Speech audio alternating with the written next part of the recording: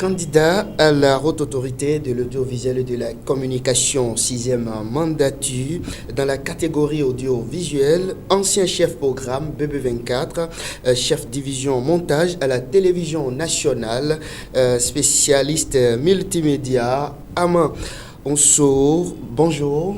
Bonjour.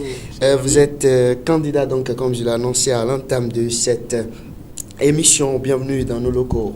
Oui, c'est un plaisir pour moi de me retrouver dans votre studio de Guéry TV.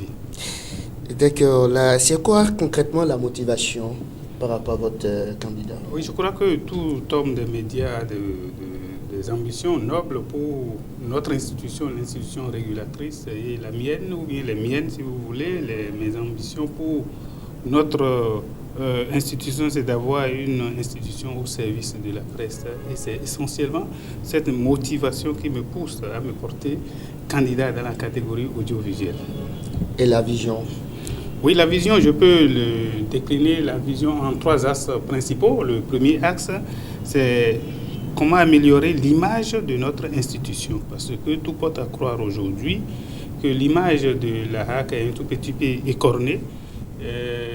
Aussi bien les professionnels des médias que les consommateurs des médias s'accordent à le dire que notre HAC, l'image de la HAC est écornée, et il va falloir le premier chantier, je me dis que le premier chantier est d'améliorer cette image en adoptant bien entendu une démarche pédagogique, une démarche méthodologique pour essayer d'amener les professionnels des médias à être plus professionnels. Et je trouve que c'est le premier chantier qu'il va falloir à quoi nous devons nous atteler ensemble. Seul, je ne peux rien, bien entendu, de conseil avec les autres conseillers. Et le deuxième axe, c'est comment renforcer la capacité des professionnels des médias. Et c'est d'autant plus important que nous sommes à la croisée des chemins, nous sommes dans un tournant décisif, un tournant qu'il faut aborder avec la tête sur les épaules, un tournant qu'il faut aborder non pas la peur au ventre, je veux parler du numérique, et c'est en cela que j'encourage votre initiative, les initiatives du genre, où il y a les web TV, les web télévisions. Nous devons nous atteler, renforcer la capacité des gens à aller vers ce genre d'organes numériques, mais aussi leur donner maintenant un cadre juridique. Parce que lorsque vous évoluez dans un cadre légal, vous êtes plus respecté, on a plus confiance en vous. Et il est loisible de constater aujourd'hui que les web TV, les web radios n'ont pas d'agrément. Les dossiers souffrent toujours, Voilà, toujours donc je pense qu'il faut travailler à cela. Et surtout le régime imposé à ces organes, le régime d'attribution, c'est contraignant. C'est contraignant, contrairement au régime imposé à la presse écrite, qui est le régime déclaratif. Je pense qu'aujourd'hui, il faut qu'on revoie, on passe certainement à une relecture des textes pour permettre à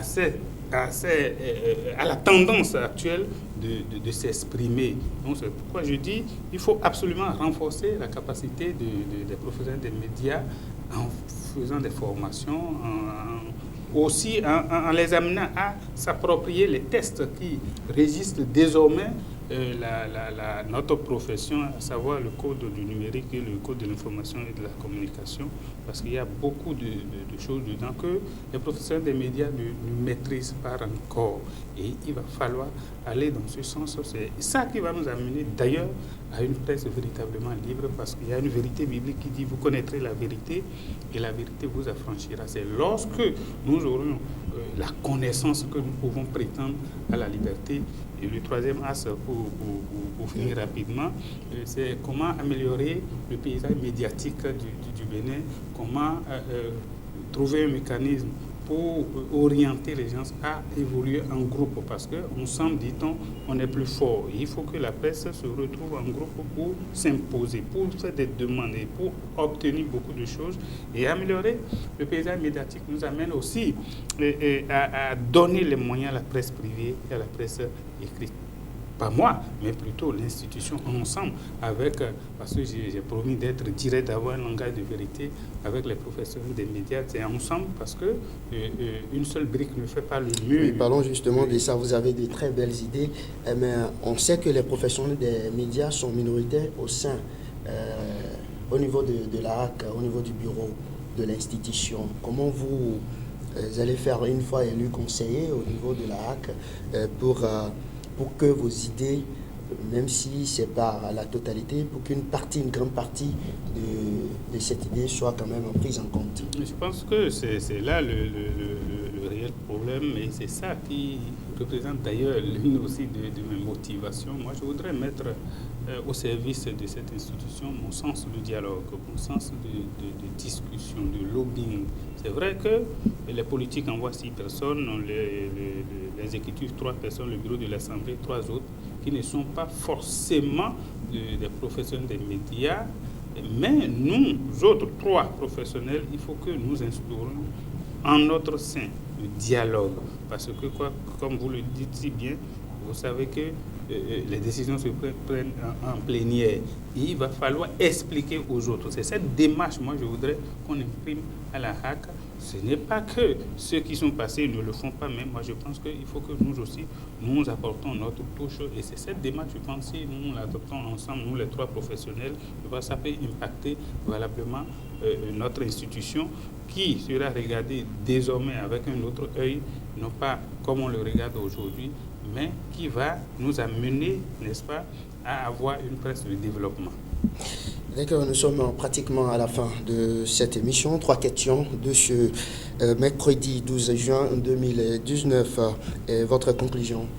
Je voudrais remercier ceux qui ont foi en moi, ceux qui ont cru en ma potentialité, et je crois que je ne vais pas les décevoir, et c'est pourquoi je nous appelle à la confraternité sans laquelle nous ne pouvons pas exister, ça je le martèle, c'est pourquoi moi je privilégie surtout la confraternité, et il ne faudrait pas que nous sacrifions la presse sur l'autel des ambitions.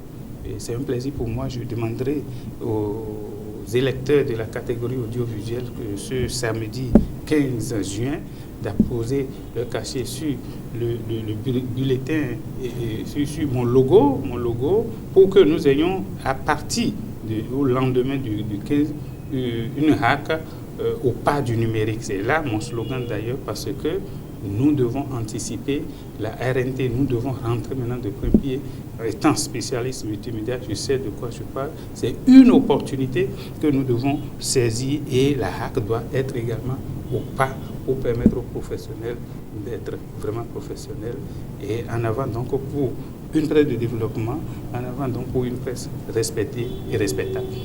Merci à vous, Armand Rousseau. Je rappelle que vous êtes candidat à la HAC 6e mandature dans la catégorie audiovisuelle. Vous êtes également chef division montage de la télévision nationale, ancien chef programme BB24 et spécialiste multimédia. Merci à vous, mesdames et messieurs. Ce sera donc tout pour votre émission 3 questions de ce jour. À très bientôt pour un autre numéro, si Dieu le veut. Au revoir.